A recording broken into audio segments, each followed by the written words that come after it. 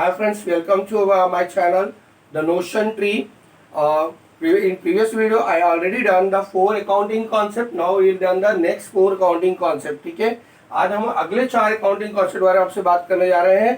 ये बहुत इंपॉर्टेंट है, प्लीज आप इसको देखिए ध्यान से कैसे होता है और मैं आपको बहुत सिंपल लैंग्वेज में समझाऊंगी कैसे होता है. देखिए जैसे ये क्या हो रहा है, कंसिस्टेंसी कॉन्सेप्ट, राइट. तो कंसिस्टेंसी मीन्स क्या होता है दोस्त, कि जो चीज क्या है लगातार होता रहे, कंसिस्टेंट रहना चाहिए. ठीक है, अगर कंसिस्टेंसी नहीं होगी तो ये कॉन्सेप्ट क्या होगा, आपका लागू नहीं होगा.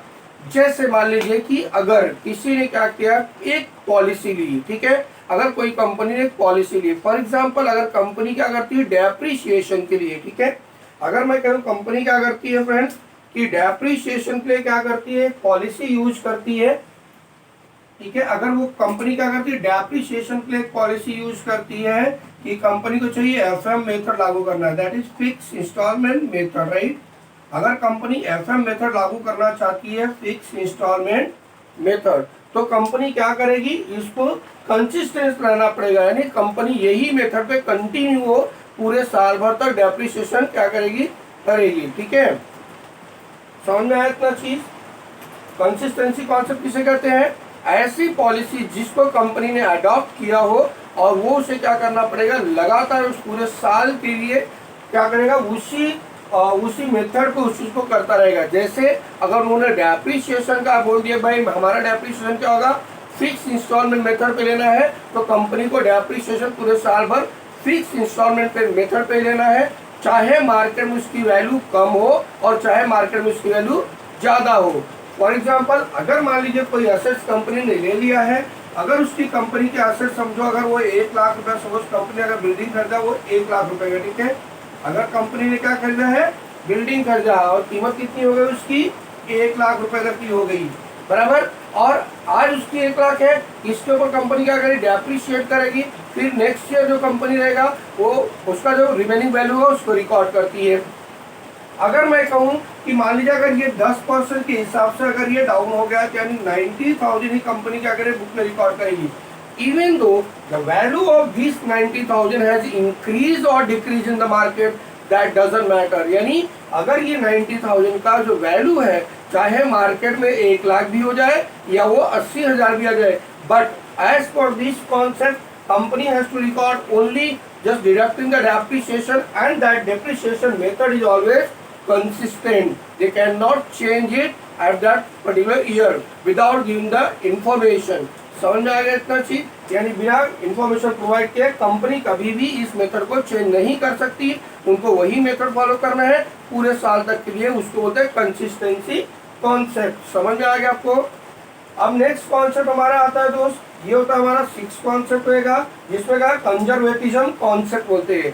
कंजर्वेटिज्म कॉन्सेप्ट में क्या होता है कि जब भी कंपनी क्या करती है, अगर कोई अपना बिजनेस जब कंपनी रिकॉर्ड करती है, ठीक है, तो जो भी ट्रांजेक्शन उनके होते हैं वो क्या होंगे, वहां पे पहली बार तो नो प्रॉफिट के ऊपर रिकॉर्ड कर, कंपनी वाली नो प्रॉफिट रिकॉर्ड कर रही है, या कंपनी को कोई प्रॉफिट नहीं ले रहा है, कंपनी को कोई प्रॉफिट नहीं हो रहा है, तो मुझे बताइए कंपनी प्रॉफिट में नहीं आएगी तो कंपनी चलेगी नहीं. तो कंपनी ऐसे में क्या करती है कि किसी भी चीज का, किसी भी लाइबिलिटी को बहुत ज्यादा दिखाते हैं. अब लाइबिलिटी को ज्यादा दिखा कैसे सकते हैं, यानी लाइबिलिटी को अगर हमको बहुत ज्यादा दिखाना है, जिसको बोलते हैं लाइबिलिटी को ओवर वैल्यूएशन करना है, तो लाइबिलिटी को आप ओवर वैल्यूएट कैसे करोगे. ओवर वैल्यूएशन करने का तरीका क्या है कि अगर कोई लाइबिलिटी की वैल्यू उसको ज्यादा दिखा दीजिए. अब लाइबिलिटी ज्यादा अपने आप को दिखा नहीं सकते हो, तो उसके लिए आपके पास क्या है, you have to create more provision. ठीक है, अगर उन्होंने प्रोविजन ज्यादा कर दिया, या जैसे प्रोविजन फॉर बैड डेट्स कर दिया, प्रोविजन फॉर टैक्स ज्यादा कर दिया, या उन्होंने क्या कर दिया, प्रोविजन फॉर डिविडेंड कर दिया, या ज्यादा अगर उन्होंने प्रोविजन कर दिया, ठीक है, तो वो प्रोविजन को क्या करते हैं वो लोग, सेक्रेट रिजर्व में ट्रांसफर कर देते हैं. ठीक है, कहाँ ट्रांसफर करते हैं दोस्त, इसको सेक्रेट रिजर्व में ट्रांसफर करते हैं. याद रखिए सेक्रेट रिजर्व, सेक्रेट रिजर्व होता है, यहाँ पे लोग क्या करते हैं, उसको ट्रांसफर कर देते हैं. तो सेक्रेट रिजर्व में क्या करेंगे, उसको लोग क्या करेंगे, ट्रांसफर कर देंगे. आई बात समझ में. तो वहां पे क्या रहेगा, अब इनको क्या दिखाने की जरूरत नहीं है कि हमने क्या किया है, और ऑलरेडी क्या रहता है, वो सेक्रेट रिजर्व कंपनी के लिए रहता है profit. But company had done the over valuation of the liability, due to that what happened, the assets is going to be under value. इसका मतलब है कंपनी को या असेट्स को अंडर वैल्यूएशन करना पड़ेगा, लायबिलिटी को ओवर वैल्यूएशन करना पड़ेगा, जिसकी वजह से कंपनी क्या कर सकती है कि कंपनी सीक्रेट रिजर्व क्रिएट कर सकती है। आई बात समझ में। और इस सीक्रेट रिजर्व से क्या होगा, कंपनी का जो इनकम होता है वो क्या होता है, प्रॉफिट एंड लॉस में लो हो जाएगा, कंपनी का इनकम लो हो जाएगा, लेकिन कंपनी की लायबिलिटी बढ़ी हुई दिखेगी। तो ये सीक्रेट रहेगा जो कि बैलेंस शीट में आपको दिखेगा नहीं, और सिर्फ कंपनी के लोगों को ही पता रहता है वो। आई बात समझ में। जैसे मान लीजिए कि अगर कंपनी का, अभी आपने तो ऑलरेडी पढ़ा ही होगा, और नहीं पढ़ा तो फिर जान लीजिए कि क्या करते हैं इसमें कंपनी। कभी कभी कंपनी क्या करती है, मान लीजिए अगर तुम्हारा क्लोजिंग स्टॉक है, राइट, अगर क्लोजिंग स्टॉक तुम्हारा कॉस्ट वैल्यू पे है, कॉस्ट पे कितना है, अगर तुम्हारा 50,000 है, ठीक है, और अगर कंपनी का मार्केट वैल्यू कितना है, मार्केट वैल्यू जो रहेगी कंपनी की, एमआर वैल्यू जो रहेगी वो कितनी, मान लीजिए 60,000 है, तो कंपनी को मैंने क्या बोला कि असेट्स को अंडर वैल्यूएशन करना है, राइट। तो कंपनी कभी भी मार्केट वैल्यू नहीं दिखाती, कंपनी क्या दिखाती है, बैलेंस शीट में कॉस्ट वैल्यू दिखाएगी वहां पे।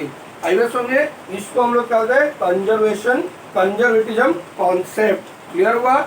यानी आपको प्रॉफिट नहीं मिल रहा है तो आपको लॉस नहीं होना चाहिए, जिसके लिए क्या करते हैं हम लोग, कुछ प्रोविजन करते हैं, प्रोविजन को एक्सेस कर देते हैं, जिसकी वजह से क्या होता है, हमारा इनकम कम दिखने लगता है और हमारी लायबिलिटी क्या होती है, ज्यादा हो जाती है। एक तो ये हो गया, या तो दूसरा ये है कि मैं असेट्स को क्या करूं, अंडर वैल्यूएशन कर दूं। अगर मैंने असेट्स को अंडर वैल्यूएशन कर दिया तो अल्टीमेटली क्या होगा, जो प्रॉफिट रहेगा वो क्या होगा, सेक्रेट रिजर्व में लायबिलिटी में ऐड रहता है, लेकिन वो लायबिलिटी कहीं रिजर्व और सरप्लस में सेपरेट नहीं लिखाता है। तो इसी को कहते हैं हम लोग क्या, सीक्रेट रिजर्व। क्लियर हुआ इतना चीज। चलिए अगला कॉन्सेप्ट है गोइंग कंसर्न कॉन्सेप्ट है, ठीक है।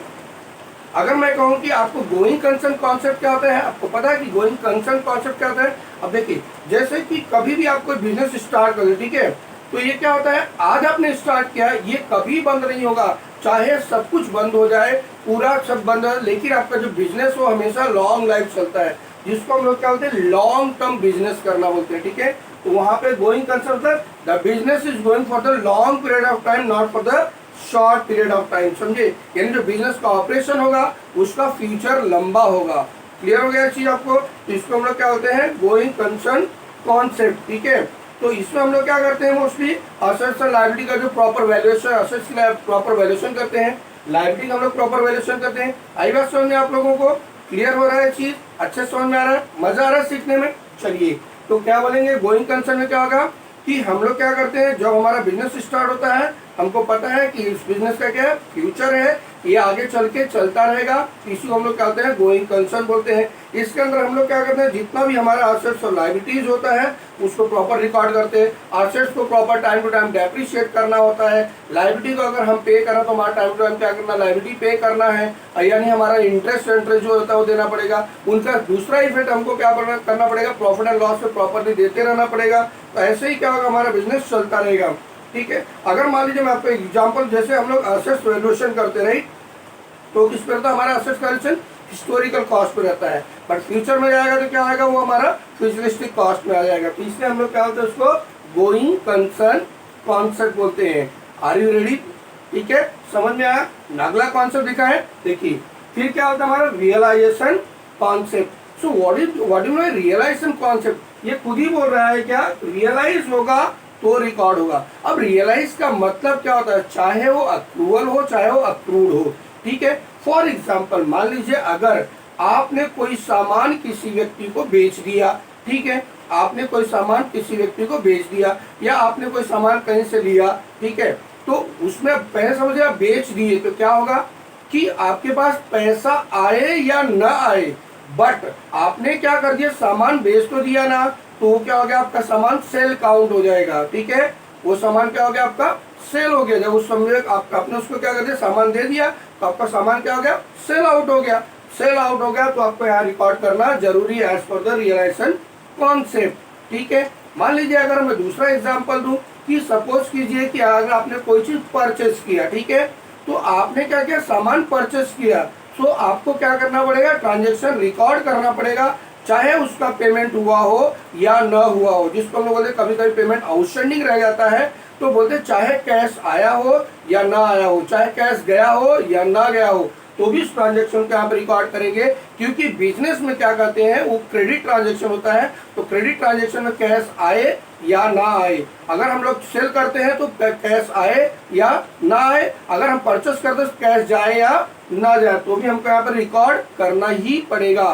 तो उसको हम लोग कहते हैं रियलाइजेशन कॉन्सेप्ट। ठीक है, एक बार और बता दो आपको रियलाइजेशन क्या होता है, कि जैसे रियलाइजेशन कॉन्सेप्ट वह कॉन्सेप्ट होता है जहाँ पे क्या कि आपने एक बार अगर कोई भी चीज बेच दिया, ठीक है, सामने वाला पेमेंट किया नहीं किया उससे मतलब नहीं है, बट आपका एसेट क्या हो गया, चला गया। तो जब एसेट आपका चला गया, बिक गया एसेट, तो यहाँ पे रिकॉर्ड हो जाएगा। मान लीजिए कि अगर आपने कोई चीज खरीदा है और उस चीज का पेमेंट नहीं किया, तो पैसा गया कि नहीं गया उससे मतलब नहीं, लेकिन पार्टी ने आपको तो दे तो दिया और असेट आपके पास आ तो गया, तो असेट्स की रिकॉर्डिंग क्या होगी, यहाँ पे हो जाएगी। तो इसका मतलब यहाँ पे ये जरूरी नहीं है कि कैश आना ही चाहिए या कैश जाना चाहिए। समझ में आ रियलाइजेशन कॉन्सेप्ट क्या होता है, उसको हम लोग क्या होते हैं, तो रियलाइजेशन कॉन्सेप्ट बोलते हैं। आई बात समझ में आपको। चलिए, और अभी इसमें से कहीं आपको कोई डाउट है तो प्लीज आप कमेंट बॉक्स में डालिएगा, हम आपको फिर से बताते रहेंगे, ठीक है, कि ये चीज क्या होता है।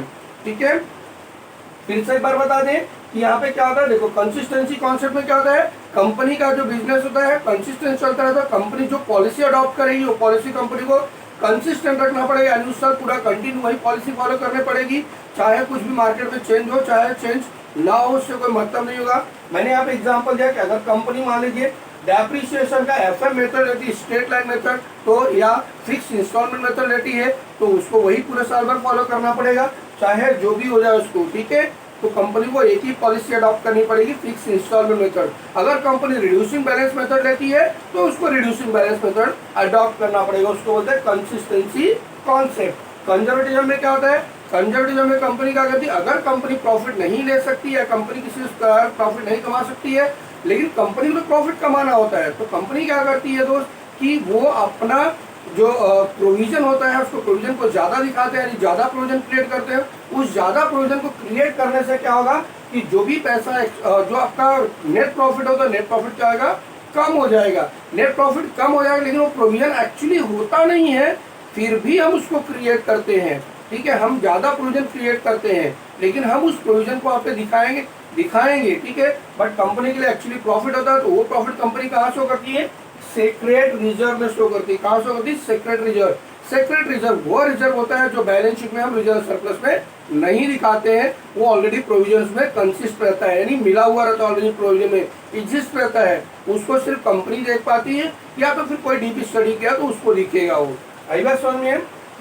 अब हमने बताया आपको गोइंग कंसर्न। गोइंग कंसर्न मतलब जब कोई कंपनी क्या करती है, बिजनेस स्टार्ट करती है, तो उसका जो फ्यूचर होता है शॉर्ट पीरियड के लिए तो होता नहीं है दोस्त, और वो क्या करता है, लंबे समय तक वो बिजनेस चलता है, यानी कंटिन्यू बिजनेस चलता रहेगा, तो उसका फ्यूचर रहेगा, इसलिए हम उसको क्या बोलते हैं, गोइंग कॉन्सेप्ट बोलते हैं। ठीक है, इसको अकाउंट में क्या बोलते हैं हम लोग, गोइंग कॉन्सेप्ट बोला जाता है। ठीक है, इसमें क्या करते हैं हम लोग, जो भी एसेट्स की वैल्यूएशंस करते हैं, लायबिलिटी की वैल्यूएशंस करते हैं, वो कंटिन्यू हम वैल्यूएशन करते रहते हैं। ठीक है, हम हर रोज या हर दिन या हर महीना देखते हैं हमारा आज एसेट्स कैसा हो गया, हमारी लायबिलिटी कितनी हो गई, या हमारा इनकम कितना हुआ, हमारा प्रॉफिट्स कितना हुआ, हमारा लॉस कितना हुआ, ये सारी चीजें जो होती है टाइम टू टाइम वहाँ पे बुक में रिकॉर्ड होती चली जाती है।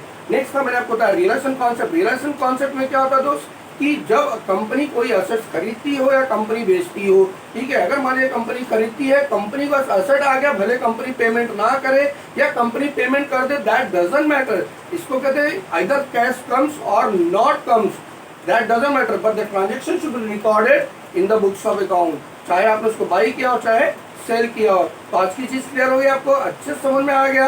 आई होप आप सभी इंजॉय कर रहे होंगे मेरे साथ में, तो प्लीज इंजॉय कीजिए एंड लाइक कीजिए मेरे चैनल द नोशन ट्री को। ठीक है, और प्लीज फिर सब्सक्राइब कीजिए, अगर आपने अब तक सब्सक्राइब नहीं किया तो प्लीज आप सब्सक्राइब कीजिए, और उसके सामने जो बेल आइकन उसको दबा दीजिए, ताकि मैं जब आपको वीडियो डालूंगा आपको उसकी नोटिफिकेशन सबसे पहले आएगी और आप सबसे पहले वीडियो देख सकते हैं। हाँ, अगर आपको कोई डाउट्स है या कुछ और एक्स्ट्रा आपको मुझसे रिक्वायरमेंट है, please write a comments for me.